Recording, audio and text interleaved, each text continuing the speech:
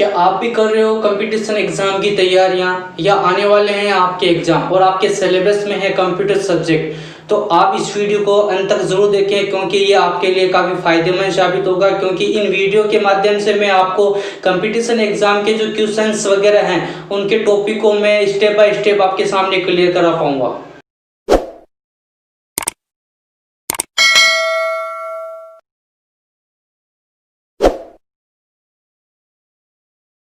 पहले जो हमने दो वीडियो के बारे में पढ़ा है उसमें कंप्यूटर के परिचय है, कंप्यूटर के जनक, कंप्यूटर का नाम, और दूसरा जो वीडियो था अपना कंप्यूटर की विशेषता और कंप्यूटर की सीमाओं के बारे में। उससे संबंधित आज हम लोग तीसरा वीडियो लेके आ रहे हैं जिनका टॉपिक रहेगा अपने कंप्यूटर की पीढ़ियों का, कि कंप्यूटर की शुरुआत कब हुई है और आज वर्तमान में कंप्यूटर कहाँ तक पहुँच चुका है, वो कितनी पीढ़ियों के माध्यम से गुजरकर हमारे सामने आया है। तो स्टेप बाय स्टेप हम उसकी पांचों जो पीढ़ियाँ हैं यानी उनके 5 पीढ़ियाँ निर्धारित की गई है उनके बारे में आज पढ़ेंगे। तो शुरुआत करते हैं अपने वीडियो के ऊपर।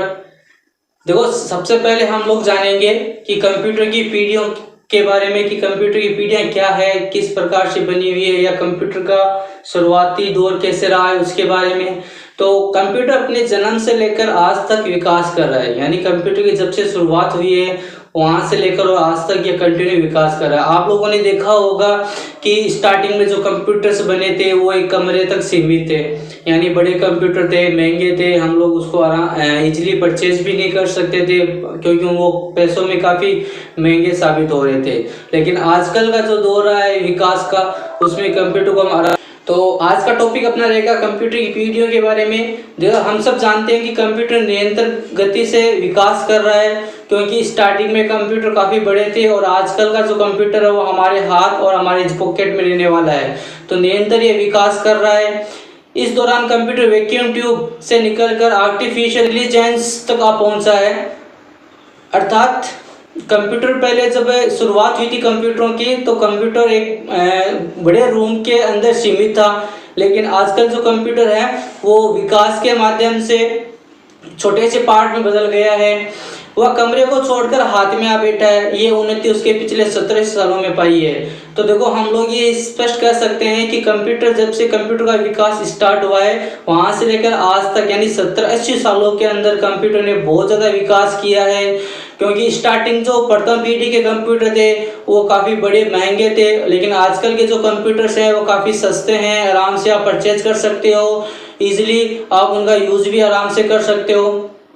साथ में कंप्यूटर की इस विकास अवधि को कंप्यूटर जनरेशन कहा जाता है क्योंकि कंप्यूटर जैसे जैसे विकास कर रहा है, जैसे जैसे ये अपनी पीढ़ी बाय पीढ़ी बढ़ रहा है, तो इस प्रोसेस को हम लोग कंप्यूटर जनरेशन के रूप से भी जान सकते हैं। कंप्यूटर की इस विकास अवधि को कंप्यूटर जनरेशन कहा जाता है। तो कंप्यूटर की जो विकास की अवधियां हैं उस विकास की अवधि को हम कंप्यूटर जनरेशन के नाम से जानते हैं। जैसे जैसे कंप्यूटर हार्डवेयर सॉफ्टवेयर में बदलाव आता गया उसी के अनुसार कंप्यूटर जनरेशन का निर्धारण कर दिया गया। अब तक कंप्यूटर की 5 पीढ़ियाँ निर्धारित की जा चुकी है। तो जैसे जैसे कंप्यूटर का विकास हुआ है, इनके हार्डवेयर और सॉफ्टवेयर में जैसे जैसे बदलाव हुआ था उसी के अनुसार कंप्यूटर का जो जनरेशन है उसको 5 भागों में डिवाइड किया गया है। अर्थात कंप्यूटर की 5 पीढ़ियाँ निर्धारित की गई है जिनको हम इस वीडियो में स्टेप बाय स्टेप पढ़ेंगे। जो इसमें मैंने पहले एक नाम लिया था वैक्यूम ट्यूब का। तो वैक्यूम ट्यूब का मतलब हम लोग जानेंगे कि प्रथम पीढ़ी के अंदर जो उसकी शुरुआत हुई कंप्यूटर की, तो उसमें किस उपकरण का इस्तेमाल किया गया ताकि वो पावर और गति प्रदान करे कंप्यूटर का, तो वो वैक्यूम ट्यूब था। उसके बारे में पढ़ेंगे। तो कंप्यूटर का जो विकास है वो पीढ़ी दर पीढ़ी हम लोग जानेंगे। इस वीडियो के दौरान मैं आपको कंप्यूटर जनरेशन की पूरी जानकारी उपलब्ध करवाऊंगा और साथ ही प्रत्येक पीढ़ी के कंप्यूटर की विशेषता और कुछ कंप्यूटर के नाम भी बताऊंगा। अर्थात आप समझ गए होंगे मेरी बात को कि कंप्यूटर का जो विशेषता है यानी कंप्यूटर किन चीज़ों से बना हुआ है, क्या उसका काम है, और साथ ही साथ और उस जनरेशन के कंप्यूटर के नाम भी मैं शो करूंगा क्योंकि कई कंपटीशन एग्जाम में पूछे जाते हैं प्रथम पीढ़ी के, द्वितीय, तृतीय यानी जो 5 पीढ़ी उनमें से किसी पीढ़ी के कंप्यूटर के नाम कौन सा या उस पीढ़ी के अंदर किस प्रकार के कंप्यूटर का उपयोग किया जाता था उसका नाम बताइए। तो वो भी मैं आपको साथ में क्लियर कराता रहूँगा। तो पढ़ते हैं हम लोग पहली पीढ़ी की तरफ। तो कंप्यूटर की जो पहली पीढ़ी है यानी फर्स्ट जनरेशन ऑफ कंप्यूटर क्या है वो 1942 से 1955 का काल माना जाता है। यानी इसकी शुरुआत कब हुई थी प्रथम पीढ़ी की? 1942 से। और ये प्रथम पीढ़ी के कंप्यूटर कब तक चले? 1955 तक। यानी हम लोग कह सकते हैं कि प्रथम पीढ़ी का जो काल है, समय अवधि है, वो 1942 से 1955 की है। इस पीढ़ी के जो कंप्यूटर थे उनकी शुरुआत 1942 से मानी जाती है। इस पीढ़ी के कंप्यूटरों में वैक्यूम ट्यूब का उपयोग होता है। तो जैसे मैंने आपको पहले बताया था कि प्रथम पीढ़ी के कंप्यूटर में किसका प्रयोग किया गया है? वैक्यूम ट्यूब का, जिसकी वजह से कंप्यूटर का आकार बढ़ गया है। अब वैक्यूम ट्यूब की वजह से आकार कैसे बढ़ा? क्योंकि कंप्यूटर चलाने के लिए गति, ऊर्जा, पावर की जो आवश्यकता होती थी वो वैक्यूम ट्यूब के माध्यम से मिल रही थी। और बड़े कंप्यूटर होने की वजह से हमें उनमें वैक्यूम ट्यूब की संख्याओं की भी बढ़ोतरी करनी थी। तो इस वजह से इसके आकार में क्या हो गई है? बढ़ोतरी है। साथ ही साथ इसकी जो कार्य करने की गति थी वो कम हो गई है। इनमें इनपुट आउटपुट के लिए पंच कार्ड तथा मेमोरी के लिए चुंबकीय ड्रम का उपयोग होता था। इनमें मशीनी व असेंबली भाषा प्रचलित थी। तो देखो, इसमें वैक्यूम ट्यूब के साथ साथ में इनपुट और आउटपुट यानी डाटा लेने के लिए और डाटा देने के लिए किसका उपयोग होता है? पंच कार्ड का। और आज के जनरेशन के हिसाब से किसका यूज करते हैं हम लोग? पेन ड्राइव का, मेमोरी कार्ड का, हार्ड डिस्क का इनका यूज करते हैं। अब हार्ड डिस्क भी एक्सटर्नल के बारे में बता रहा हूं मैं कि इनका भी हम लोग यूज करते हैं। साथ ही साथ इसमें मेमोरी के लिए चुंबकीय ड्रम का इस्तेमाल किया जाता था। यानी डाटा स्टोर करने के लिए किसका इस्तेमाल होता था? चुंबकीय ड्रम का। और ये कंप्यूटर है कौन कौन सी भाषाओं का यूज करते थे? उसमें मशीनी भाषा और असेंबली भाषा थी। तो प्रथम पीढ़ी के कंप्यूटर के अंदर सब किस उपयोग होता था? वैक्यूम ट्यूब का। इसके साथ ही साथ पंच कार्ड इनपुट आउटपुट के लिए और मेमोरी के लिए चुंबकीय ड्रम का इस्तेमाल किया जाता। भाषा कौन कौन सी इसमें यूज होती थी? मशीनी और असेंबली भाषा के बारे में। तो क्वेश्चंस किस प्रकार से क्रिएट होते हैं कि प्रथम पीढ़ी की शुरुआत कब हुई? तो हम लोगों ने पढ़ा कि 1942 में सबसे पहले प्रथम पीढ़ी की शुरुआत हुई थी। इसमें किसका प्रयोग किया गया? तो हम लोग कह सकते हैं कि आराम से इसमें वैक्यूम ट्यूब का उपयोग किया गया था। इसके साथ साथ चुंबकीय ड्रम मेमोरी के लिए और इनपुट आउट के लिए पंच कार्ड भाषा, मशीनी और असेंबली भाषा। इसके अलावा क्वेश्चंस होते हैं कि प्रथम पीढ़ी के कंप्यूटर के नाम बताइए।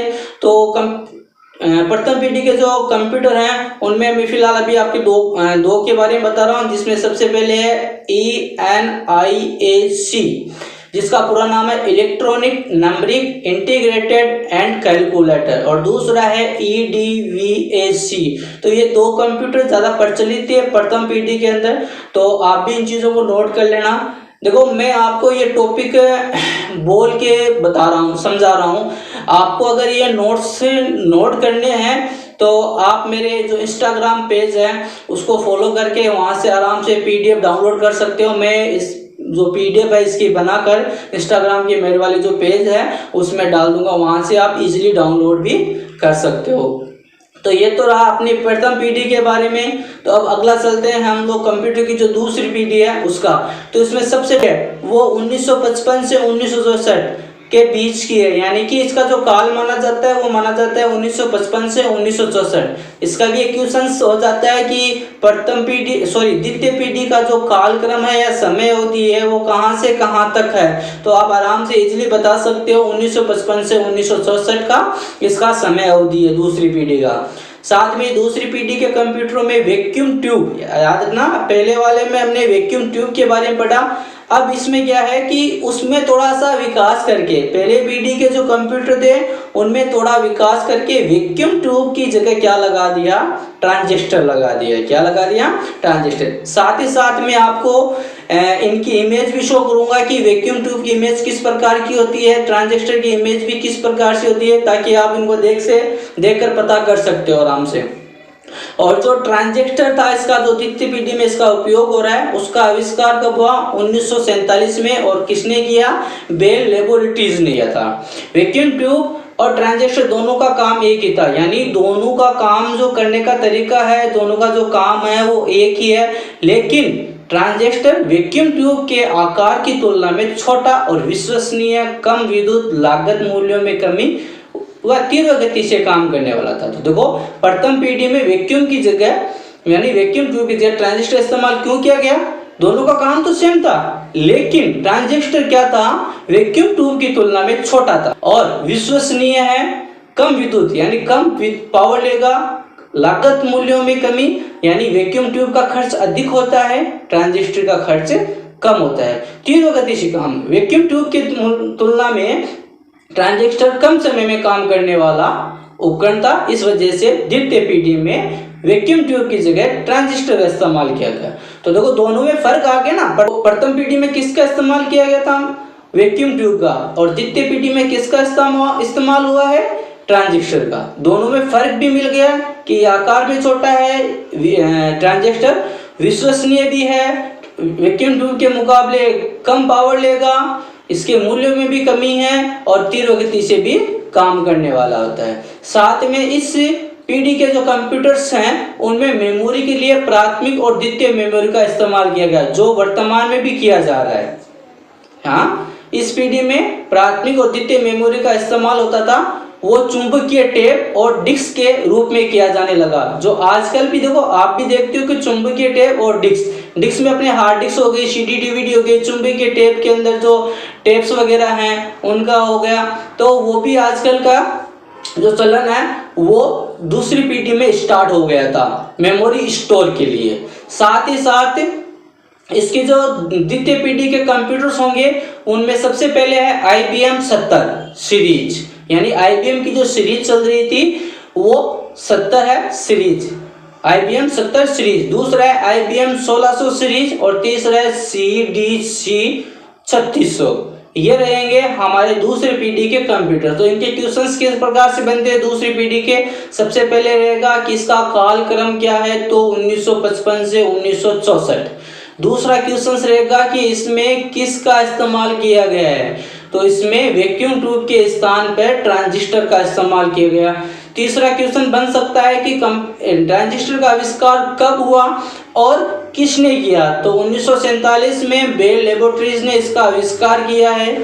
साथ ही साथ इनमें फर्क क्या है, तो ट्रांजिस्टर वैक्यूम ट्यूब की तुलना में छोटा होता है, विश्वसनीय है, कम लागत वाला होता है, साथ ही साथ मूल्यों में कमी है, तीव्र गति से यह काम करने वाला है, मेमोरी के रूप में प्राथमिक द्वितीय का इस्तेमाल किया जाता है। तो ये कुछ फर्क हैं प्रथम पीढ़ी के मुकाबले। तो इस दो क्रम के माध्यम से हम इजीली पता कर सकते हैं कि प्रथम पीढ़ी के कंप्यूटर के बाद में दूसरी पीढ़ी का इस्तेमाल क्यों किया गया है, यानी दूसरी पीढ़ी की आवश्यकता क्यों हुई, क्योंकि जैसे जैसे समय और विकास चलता रहेगा वैसे वैसे इनके जो आकार है, इनकी जो कार्य करने की क्षमता है, उन सब में अंतर आता रहेगा। तो देखो एक चीज़ मैं थोड़ा सा समझा दूँ, आपको समझ में आ जाए इजीली। हम लोग मोबाइल का यूज़ करते हैं, सबसे पहले हम लोगों ने कीपैड वाले मोबाइल का इस्तेमाल किया था, उसी में कॉलिंग वगैरह का ऑप्शन था, कईयों में इंटरनेट वाला भी ऑप्शन था। लेकिन आजकल क्या आ गया है, टच स्क्रीन वाले मोबाइल्स आ गए हैं। तो उनके विकास के क्रम के अनुसार इनके आकार के अंदर उनके फीचर्स के बारे में परिवर्तन हुआ है, वैसे ही कंप्यूटर के फीचर्स के बारे में जो परिवर्तन हो रहा है उनके अनुसार इनकी पीढ़ियां भी निर्धारित कर दी गई है। आगे हम पढ़ेंगे कंप्यूटर की तीसरी पीढ़ी के बारे में। इसका जो कालक्रम रहेगा वो रहेगा 1964 से 1975 के बीच, यानी 1964 से इसका कालक्रम स्टार्ट हुआ था, 1975 में जाकर ये कालक्रम खत्म हो गया। 1975 के बाद में नेक्स्ट पीढ़ी यानी नए परिवर्तन हैं वो आने स्टार्ट हो जाएंगे। तो इस पीढ़ी के अंदर ट्रांजिस्टर का स्थान एकीकृत परिपथ, जिसको इंटीग्रेटेड सर्किट कहा जाता है, उन्होंने ले लिया है। अब देखो 3 परिवर्तन हो चुके हैं। वैक्यूम ट्यूब, उसका स्थान सेकंड पीढ़ी में ट्रांजिस्टर ने लिया, और तीसरी पीढ़ी में ट्रांजिस्टर का स्थान किसने ले लिया है, इंटीग्रेटेड सर्किट, जिसे IC कहा जाता है। अब IC से आप नॉर्मली सुना होगा आपने नाम, जो कई उपकरणों में IC लगती है, वही ये चीज है। एक छोटा सा आयताकार टुकड़ा होता है जिसमें हजारों ट्रांजिस्टर तथा अन्य इलेक्ट्रॉनिक तत्व होते हैं। तो फर्क ये आया कि ट्रांजिस्टर का जगह हम लोग IC का यानी इंटीग्रेटेड सर्किट का यूज क्यों करें, क्योंकि इसमें छोटे से भाग के अंदर काफी ट्रांजिस्टर का काम किया जा सकता है, यानी 1000 से भी अधिक ट्रांजिस्टरों का यूज हम लोग इसमें छोटे से पार्ट में कर सकते हैं। तो इसके फर्क ये, इसका अर्थ ये हो गया कि अब हमें जहां 1000 ट्रांजिस्टर लगाना है उसकी जगह हम केवल एक छोटा सा आईसी लगा रहे हैं। तो उन जो 1000 ट्रांजिस्टर का स्थान था यानी जगह थी, उनको कम करके एक छोटी सी चीज ने ले ली है जिसे हम आईसी के रूप में जानेंगे। ये छोटे चपटे आकार के कारण इसे चिप के नाम से भी जाना जाता है। तो इसको हम लोग चिप के नाम से भी जानते हैं क्योंकि इसका आकार छोटा है, आयताकार है, तो ये इसका नाम चिप रखा गया था। इसके माध्यम से कंप्यूटर का आकार छोटा हो गया है। तो जैसे मैंने अभी बताया कि ट्रांजिस्टर हजारों के मुकाबले केवल एक चिप का इस्तेमाल कर रहे हैं, तो श्योर है कि जगह में भी कमी आई है। तीव्र गति, मेमोरी में बढ़ोतरी, अधिक विश्वसनीयता और लागत में कमी आ गई है। तो इसका छोटा सा पार्ट होने की वजह से इसमें बहुत सारी खूबियां हैं, क्योंकि खूबियों में ये सबसे पहले अपने को जो बता रहा था, ये कह रहा है कि आकार छोटा है, तो हम लोग पढ़ चुके हैं। ये तीव्र गति से ट्रांजिस्टर के मुकाबले ये काफ़ी तीव्र गति से काम करेगा, इसकी मेमोरी में बढ़ोतरी होगी, साथ ही साथ इसकी जो लागत है यानी पैसों का जो खर्चपन है वो भी कम हो गया है। तो तीनों पीढ़ियों में अलग अलग प्रकार के उपकरण यूज में आ रहे हैं और उनके कंप्यूटर का जो आकार है वो भी छोटा हो गया है। क्योंकि हमें स्टार्टिंग में क्या पढ़ा था कि कंप्यूटर एक बड़े रूम को छोड़कर हमारे हाथों में आ गया है। तो जैसे जैसे पीढ़ी बाय पीढ़ी हम लोग आगे बढ़ेंगे वैसे हमारे समझ में आएगा कि कंप्यूटर का आकार छोटा क्यों हो रहा है, इसके पैसों में कमी क्यों आ रही है। तो पहले वैक्यूम ट्यूब था, उसके बहुत सारे वैक्यूम ट्यूब की जगह एक छोटे से ट्रांजिस्टर ने ले लिया था और ट्रांजिस्टर की जो हजारों संख्या हैं उनकी जगह केवल एक छोटी सी चिप यानी आईसी इंटीग्रेटेड सर्किट ने ले ली है। साथ ही साथ इस पीढ़ी के जो कंप्यूटर्स रहेंगे वो IBM 360, LCL 1900, वेक्स 750 आदि। तो इस पीढ़ी के जो मैं तो फिलहाल 3 ही शो कर रहा हूँ, बहुत सारे वैसे तो आप और भी देख सकते हो। तो ये रहा अपना कंप्यूटर की जो तीसरी पीढ़ी है उसका कालक्रम। आगे का जो टॉपिक रहेगा वो रहेगा अपने कंप्यूटर की चौथी पीढ़ी का, जिसको 4th जनरेशन ऑफ कंप्यूटर कहा जाता है। इसका जो कार्यकाल यानी समय अवधि रहेगी वो रहेगी 1975 से 1989 यानी 1975 से 1989 तक, शुरुआत और अंत तक। इस पीढ़ी के कंप्यूटर में बड़े पैमाने में एकीकृत परिपथ, जो हमने भी फिलहाल पढ़े थे, एकीकृत परिपथ के बारे में पढ़ा था कि तीसरी पीढ़ी में ट्रांजिस्टर का इस्तेमाल एकीकृत परिपथ यानी इंटीग्रेटेड सर्किट ने ले लिया था। अब उसी के बारे में कह रहा है कि बड़े पैमाने में एकीकृत परिपथ प्रयुक्त हुए, जिसे very large scale integrated circuit VLCI कहा जाता है। हम पहले तो केवल एक छोटा सा इंटीग्रेट यानी सर्किट इस्तेमाल कर रहे थे, लेकिन अब उसी का और छोटा पार्ट आ गया है जो क्या करेगा इस पीढ़ी के अंदर उपयोग में आएगा। इस परिपथ में 1 इंच की चौड़ाई भाग में लाखों ट्रांजिस्टर एवं अन्य इलेक्ट्रॉनिक सर्किट होते हैं। तो पहले हमने जो एकीकृत यानी इंटीग्रेटेड सर्किट के बारे में तीसरी पीढ़ी में पढ़ा था, उसमें हजारों की संख्या में हम ट्रांजिस्टर का इस्तेमाल कर सकते थे, यानी उनकी तुलना में एक का इस्तेमाल करते हैं इंटीग्रेटेड सर्किट का। लेकिन अब very large scale integrated circuit जो आया है VLSI, उसमें क्या है, हजारों के मुकाबले लाखों ट्रांजिस्टर और बहुत सारे इलेक्ट्रॉनिक सर्किट जो होंगे वो इसमें इंक्लूड हम लोग कर सकते हैं। तो वो भी आकार में छोटा हो गया, साथ ही साथ इसके जो कार्य थे, स्थान था बड़ा, वो छोटा हो गया है। अतः इन परिपथों को माइक्रोचिप कहा जाता है। पहले वाले को केवल चिप कहा गया, अब इसको क्या कहा जाएगा, माइक्रोचिप। फिलहाल 4 पीढ़ियां हमारी चौथी पीढ़ी चल रही है। चौथी पीढ़ी में हर चीज में अंतर आ रहा है। स्टार्टिंग में वैक्यूम ट्यूब आया था, उसके बाद ट्रांजिस्टर, उसके बाद इंटीग्रेटेड सर्किट और अब आ गया है very large scale integrated circuit, जिसको माइक्रोचिप भी कहा जाता है। पहला माइक्रोचिप 1970 में इंटेल कॉर्पोरेशन ने इंटेल 4004 तैयार किया था। यानी क्वेश्चन होता है कि सबसे पहले माइक्रोचिप का निर्माण कब, किसने, कौन सा किया था। तो कब का हो गया, 1970। किसने किया, इंटेल कॉर्पोरेशन ने किया था। कौन सा किया था, उसका नाम है इंटेल 4004। समझ में आया मेरी बात कि माइक्रोचिप का आविष्कार 1970 में इंटेल कॉर्पोरेशन ने इंटेल 4004 नामक का तैयार किया था। इस छोटे से चिप को माइक्रोचिप प्रोसेसर कहा जाने लगा। इसके देखो माइक्रोचिप के बाद इसका नाम परिवर्तन करके क्या रख दिया, माइक्रो प्रोसेसर। माइक्रो प्रोसेसर युक्त कंप्यूटर को ही माइक्रो कंप्यूटर कहा जाता है। अब आपने सुना होगा माइक्रो कंप्यूटर, तो माइक्रो कंप्यूटर किन्हें कहते हैं, जिसमें एक छोटा सा माइक्रो चिप लगा होता है जिसको माइक्रो प्रोसेसर कहते हैं, जिसमें लाखों ट्रांजिस्टर और बहुत सारे इलेक्ट्रॉनिक सर्किट लगे होते हैं। ऐसे कंप्यूटरों को माइक्रो कंप्यूटर कहा जाता है। माइक्रो प्रोसेसर के उपयोग से इस पीढ़ी के कंप्यूटरों का आकार अधिक छोटा हो गया, क्योंकि जहां हजारों के ट्रांजिस्टर की जगह लाखों ट्रांजिस्टर के जो आकार था, जहां स्थान था, उसको केवल छोटे से एक माइक्रोचिप ने ले ली है। तो इसके आकार में छोटापन आना वास्तविक था, संभाविक था। फलस्वरूप अब तक जिन कंप्यूटरों के लिए बड़े बड़े कक्षों की आवश्यकता होती थी वो अब टेबल पर रखे जाने लगे। तो मैंने आपको पहले स्पष्ट कर रखा था कि प्रथम पीढ़ी के जो कंप्यूटर्स थे वो बड़े रूमों तक निर्धारित थे, वहां तक सीमित थे।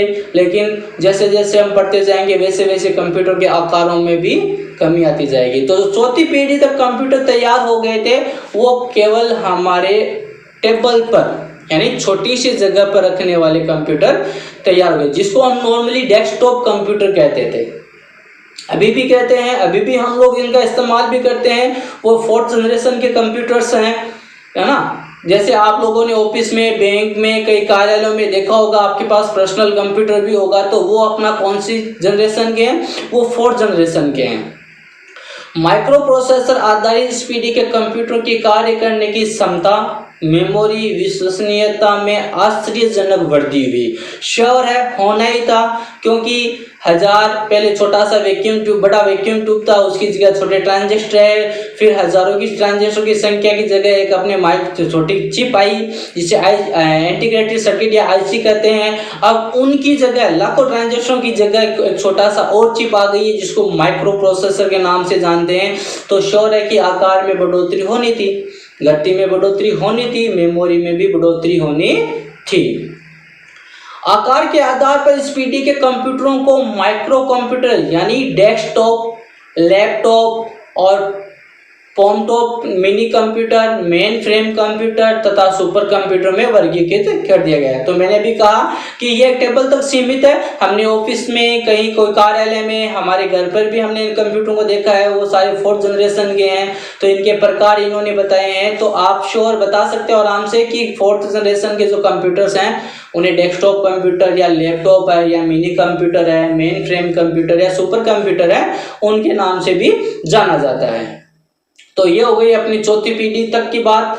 अगली जो हमारी पीढ़ी रहेगी या अंतिम जो पीढ़ी रहेगी कंप्यूटर की, वो रहेगी पंचम पीढ़ी यानी पांचवी पीढ़ी। तो पांचवी पीढ़ी का जो कार्य समय अवधि है वो 1989 से, क्योंकि चौथी पीढ़ी है 1989 पे खत्म हो गई, तो उसके बाद का जो क्रम है, विकास क्रम है, वो अपना पांचवी पीढ़ी के अंदर काउंट होगा। तो 1989 से वर्तमान यानी अभी भी जो चल रहा है वो पांचवी पीढ़ी के कंप्यूटर्स हैं। आज जिस डिवाइस पर इस लेसन को आप पढ़ रहे हैं, सुन रहे हैं, देख रहे हैं, वो पांचवी पीढ़ी का कंप्यूटर है। मैं बात कर रहा हूँ मोबाइल की, मैं बात कर रहा हूँ लैपटॉप की, कंप्यूटर की, या आपके पास कोई ऐसा भी उपकरण है जिससे आप ये वीडियो को देख सकते हो, सुन सकते हो, तो वो किसकी देन है? पांचवी पीढ़ी के कंप्यूटर्स की देन है।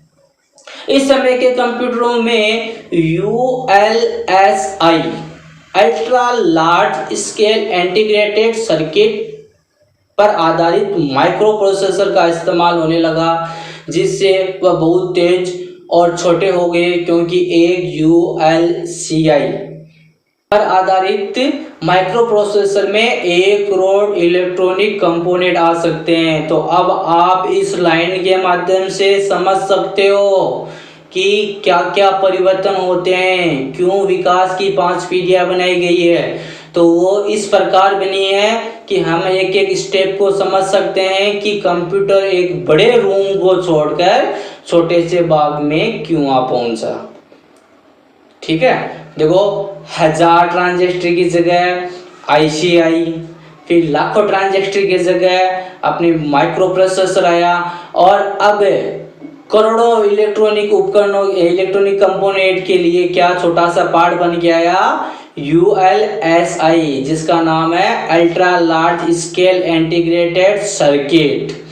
तो ये बन के तैयार हुआ। तो अब हम 1 करोड़ से भी अधिक जो इलेक्ट्रॉनिक कंपोनेंट हैं उनको एक छोटे से पार्ट में जोड़कर तैयार कर सकते हैं। तो आपको मैं इन टॉपिकों को इमेज बाय इमेज भी समझाऊंगा, टेक्स्ट भी आपको वीडियो में मिलेंगे। अगर आपको आपको इसकी PDF चाहिए तो आप मेरे इंस्टाग्राम पेज को फॉलो करके उसमें आराम से आप PDF प्राप्त करके आराम से पढ़ सकते हो उसको, और अपने लेसन टॉपिक तैयार भी कर सकते हो। तो 5वीं पीढ़ी के कंप्यूटर को हम इंसानों की तरह सोचने लायक बनाया जा रहा है, जिसके लिए artificial intelligence, internet of things, robotic आदि तकनीकों का लगातार विकास और प्रयोग किया जा रहा है। आज के कंप्यूटर एक हाथ घड़ी के आकार का होता है। ये बात मैंने स्पष्ट स्टार्टिंग में कही थी कि कंप्यूटर का जो स्टार्ट और एंडिंग प्रक्रम है बड़े रूम से लेकर एक छोटे से उपकरण यानी हाथ घड़ी तक आ चुका है, और कम खर्चीला भी है, जिसे लगभग एक इंसान खरीद सकता है। आज कंप्यूटर दुनिया के हर इंसान तक किसी न किसी रूप में पहुंच चुका है।